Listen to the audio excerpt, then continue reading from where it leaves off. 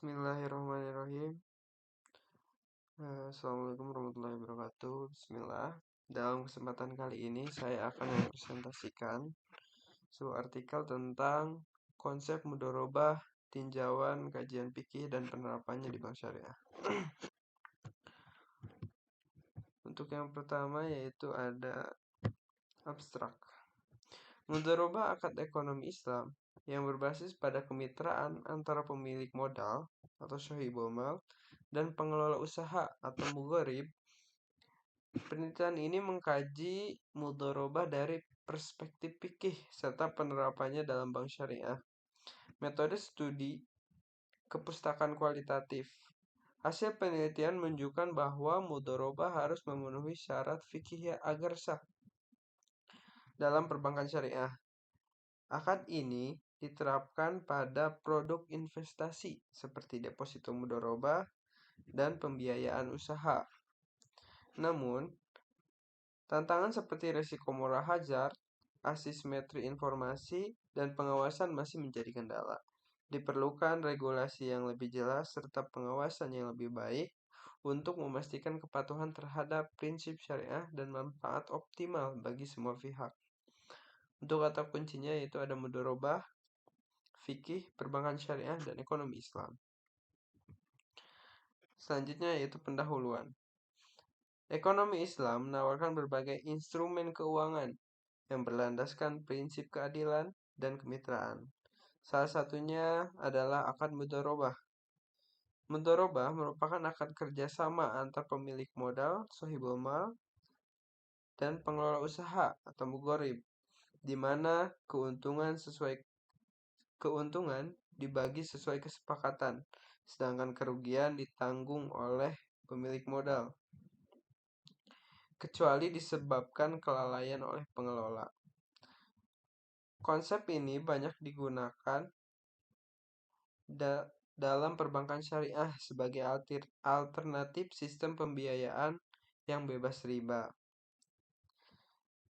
Dalam fikih Islam, mudharabah telah dijelaskan oleh para ulama klasik seperti Imam Abu Hanifah, Malik, Syafi'i, dan Ahmad dengan berbagai pendapat mengenai syarat dan rukun. Sementara dalam praktik perbankan modern, akad ini banyak diterapkan dalam produk investasi seperti deposito mudharabah dan pembiayaan usaha kecil menengah. Namun implementasinya masih menjadi tantangan seperti risiko moral hazard, asimetri informasi, serta perlunya pengawasan ketat dalam pelaksanaan akad. Berdasarkan hal tersebut, penelitian ini bertujuan untuk mengkaji konsep mudharabah dari perspektif fikih dan menganalisis penerapannya dalam perbankan syariah. Dengan memahami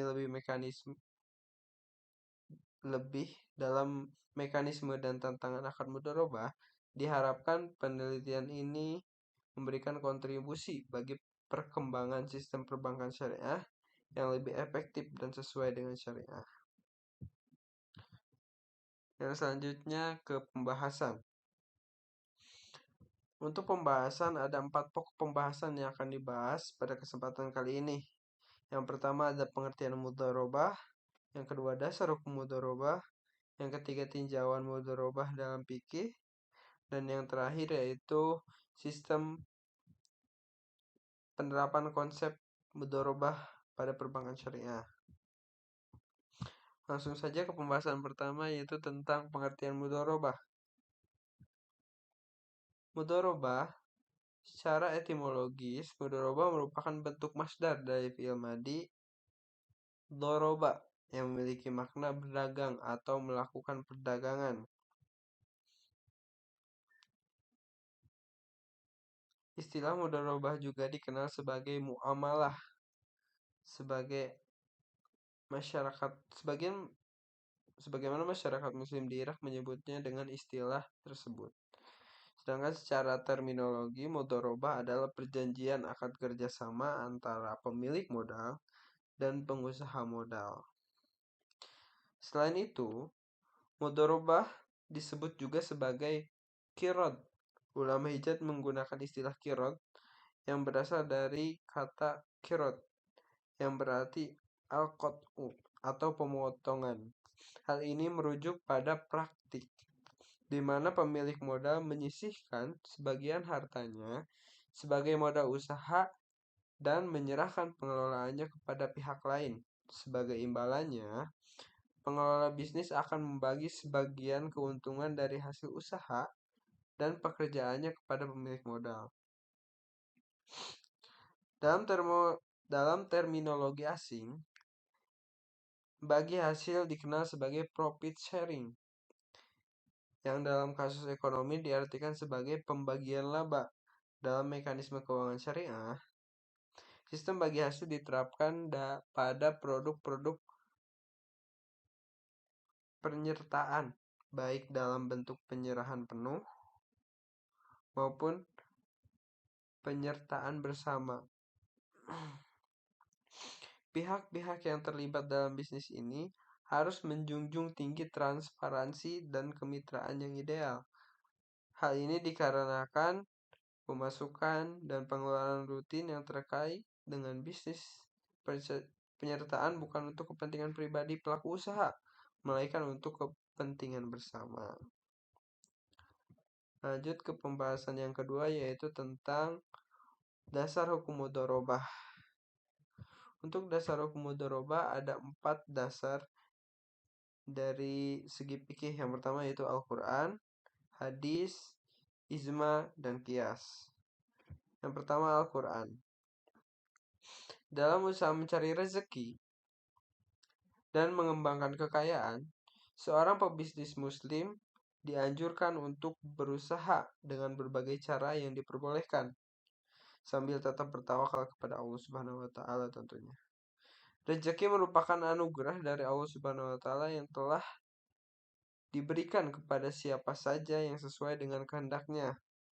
Hal ini ditegaskannya dalam Quran surat At-Talaq surat ke-65 ayat 3, yang berarti berinfaklah kepada orang-orang fakir yang terikat di jalan Allah. Mereka tidak dapat berusaha di bumi, dan orang tidak tahu menyangka mereka orang kaya karena memelihara diri dari meminta-minta. Yang selanjutnya yaitu hadis. Hadis Rasulullah SAW yang pada dasarnya menganjurkan untuk berusaha, bahkan lebih mengisyaratkan melalui usaha kemitraan dengan pihak lain untuk sama-sama mendapatkan keuntungan. Sebagaimana yang diriwayatkan dari Ibnu Abbas, bahwa Sayyidina Abbas bin Abdul Muthalib jika memberikan dana kemitraan usahanya secara mudharabah, ia mensyaratkan agar dananya tidak dibawa mengarungi lautan, menuruni lembah yang berbahaya, atau membeli ternak. Jika menyalahi peraturan tersebut, yang bersangkutan bertanggung jawab atas dana tersebut. Disampaikanlah syarat-syarat tersebut kepada Rasulullah SAW dan Rasulullah memperbolehkannya.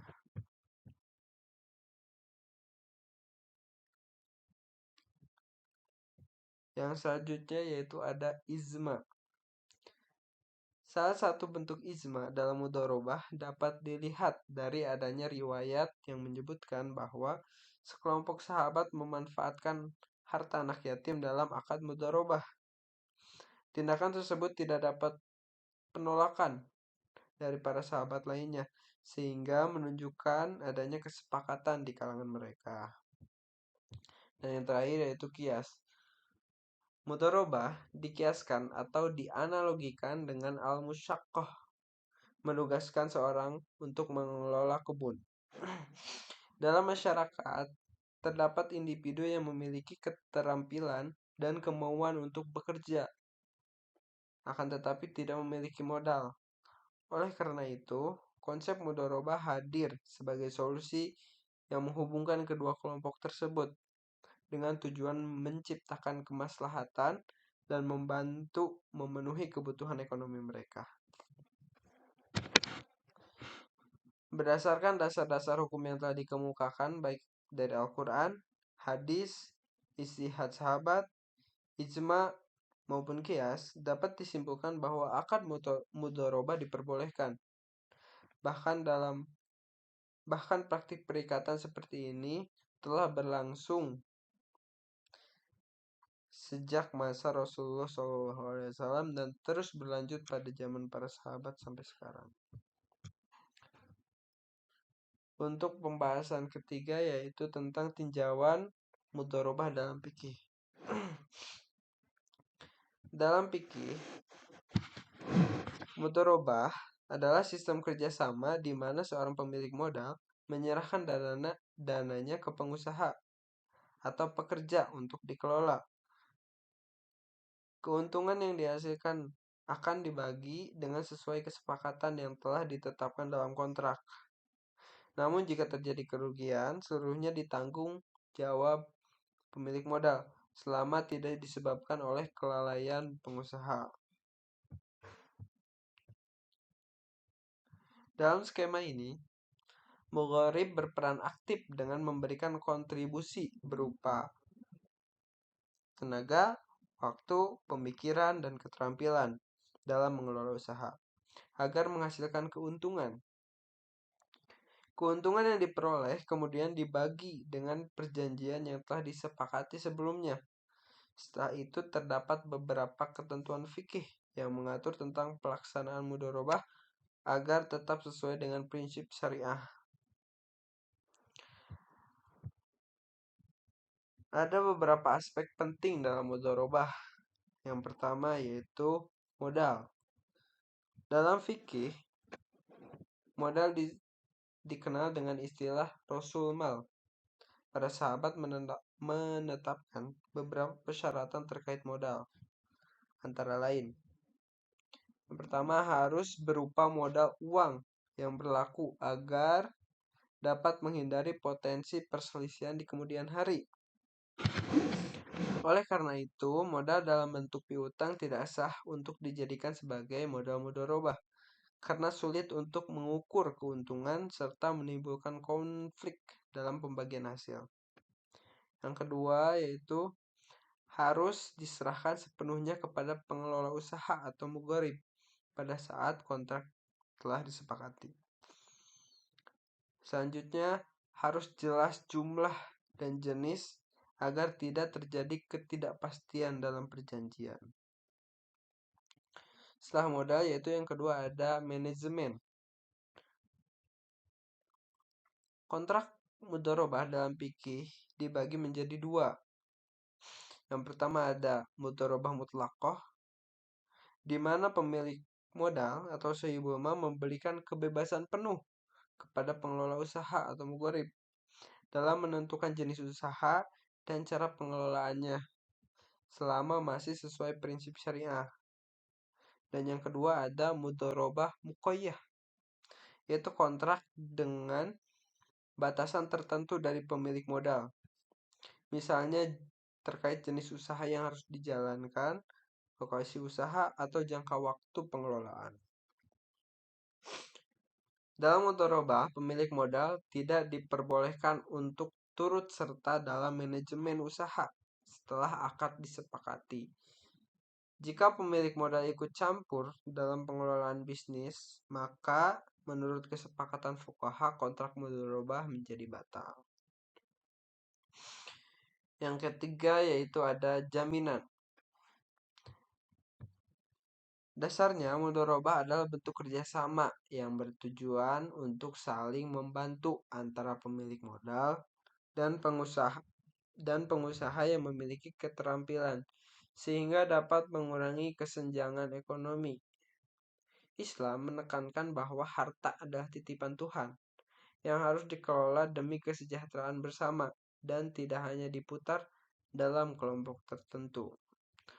Oleh karena itu, dalam akad mudharabah tidak disyaratkan adanya jaminan atas modal yang diberikan kepada mugharib. Keamanan modal hanya bergantung pada kejujuran pengusaha. Dengan demikian, transaksi mudharabah harus dilaksanakan dengan tingkat kejujuran yang tinggi agar dapat berjalan dengan baik. Yang selanjutnya yaitu Jangka waktu. Para ulama memiliki perbedaan pendapat mengenai perbatasan waktu dalam mudharabah. Sebagian berpendapat bahwa menetapkan jangka waktu dapat membatalkan kontrak karena dapat menghambat pengelola dalam mengembangkan usaha sehingga potensi keuntungan maksimal sulit dicapai. Sementara itu, sebagian ulama lain berpendapat bahwa pemilik modal dan mudharib boleh membuat kesepakatan mengenai pembatasan waktu tertentu dalam kontrak selama kedua belah pihak itu setuju. Perbedaan pandangan ini menunjukkan adanya fleksibilitas dalam praktik mudharabah selama tetap memenuhi prinsip dasar syariah. Yang kelima ada nisbah keuntungan. Nisbah keuntungan merupakan elemen khas dalam akad mudharabah yang membedakannya dari akad lainnya. Nisbah ini mengacu pada bagian keuntungan yang akan diterima masing-masing pihak dalam kerjasama. Penetapan nisbah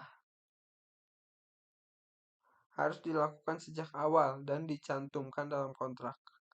Proses penentuan nisbah dapat melibatkan tawar-menawar serta negosiasi yang dilakukan dalam prinsip musyawarah dan kesepakatan bersama, sehingga kedua belah pihak merasa adil dan tidak ada yang dirugikan. Dan yang terakhir yaitu ada bentuk mudharabah. Dalam fikih klasik, mudharabah umumnya dijalankan dengan skema pembiayaan atau investasi langsung. Direct parents. Dalam model ini, sahibul mal bertindak sebagai pihak yang memiliki kelebihan dana, sedangkan mudharib sebagai pihak yang membutuhkan modal. Ciri khas dari skema ini adalah hubungan antara pemilik modal dan pengelola usaha bersifat langsung dan personal, serta transaksi didasarkan pada kepercayaan antara kedua belah pihak. Langsung ke pembahasan yang terakhir yaitu tentang sistem penerapan konsep mudharabah pada perbankan syariah. Sistem bagi hasil dalam perbankan syariah didasarkan pada dua alasan utama. Pertama, terdapat pandangan bahwa bunga yang diterapkan dalam bank konvensional dianggap haram karena termasuk dalam kategori riba yang dilarang tidak hanya dalam Islam tetapi juga dalam agama-agama samawi lainnya. Yang kedua, dari perspektif ekonomi, sistem yang membedakan seluruh resiko usaha kepada salah satu pihak dianggap tidak adil.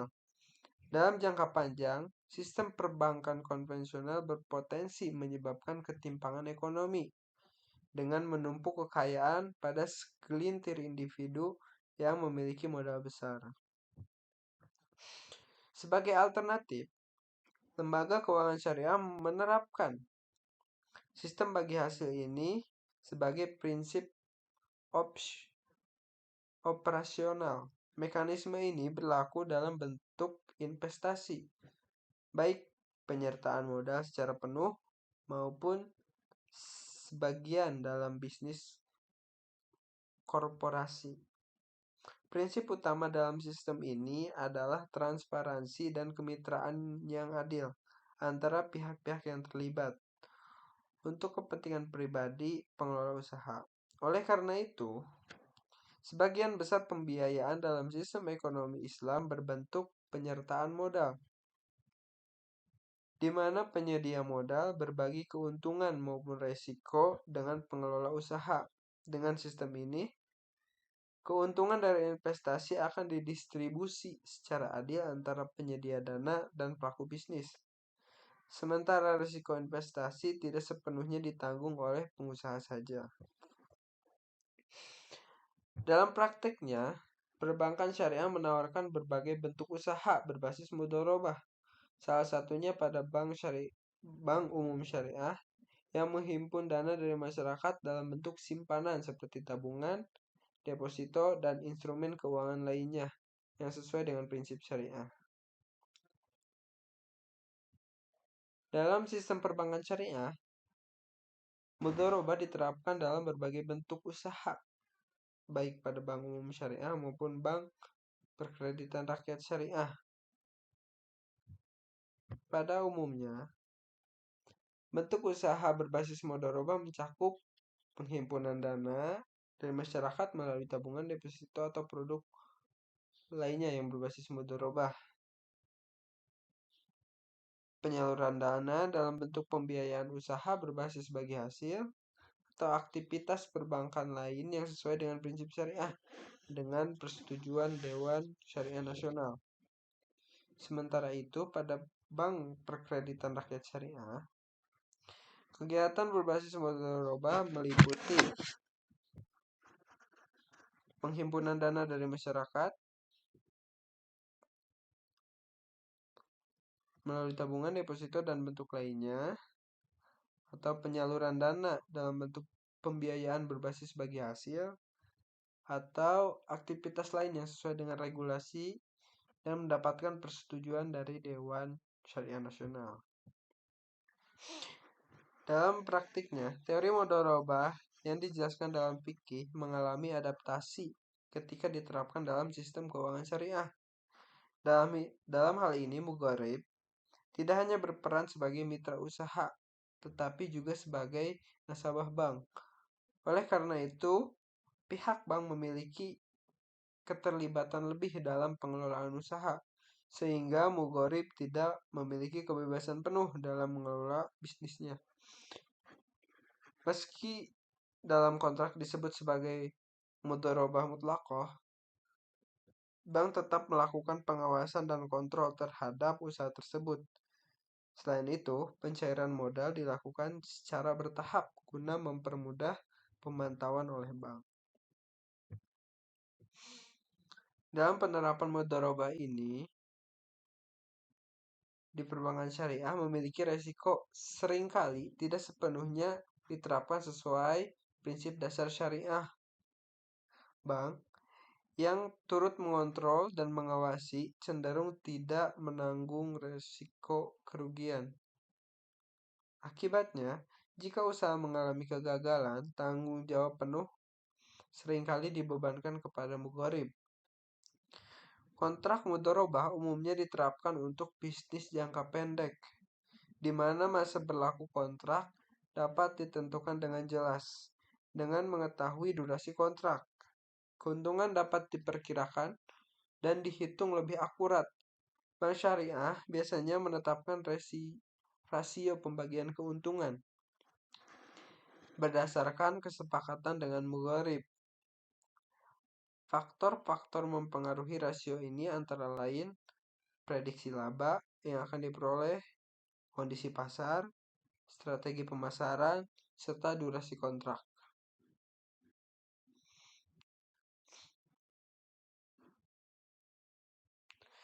Dalam praktiknya, perbankan syariah menerapkan dua bentuk akad mudharabah, yaitu mudharabah muqayyah on balance sheet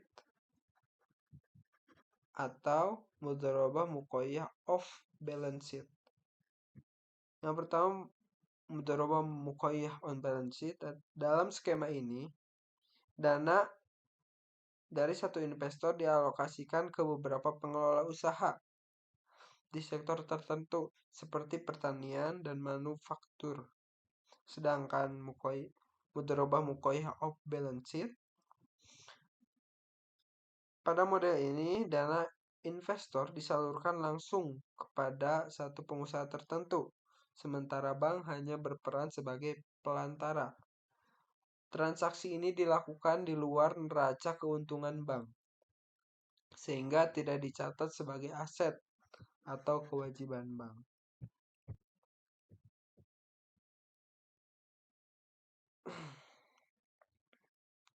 Salah satu karakteristik utama akad mudharabah adalah adanya kepercayaan antara nasabah dan bank.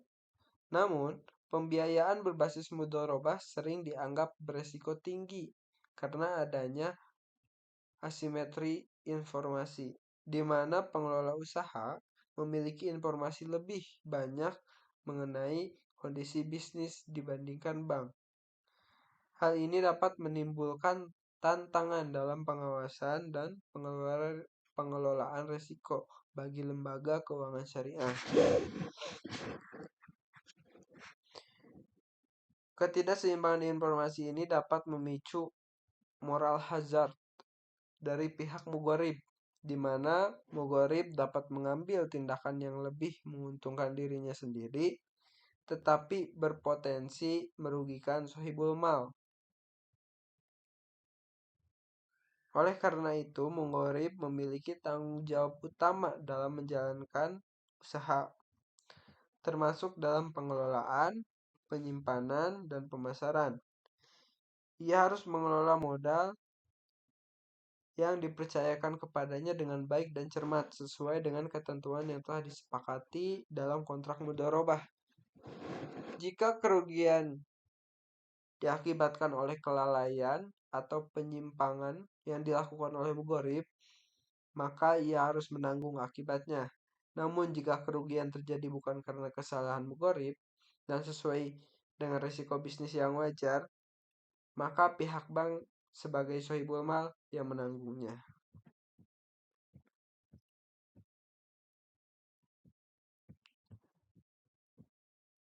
Nah, untuk kesimpulannya yaitu terdapat perbedaan mendasar dalam konsep mudharabah dalam kajian fikih klasik dan yang diterapkan pada lembaga syariah.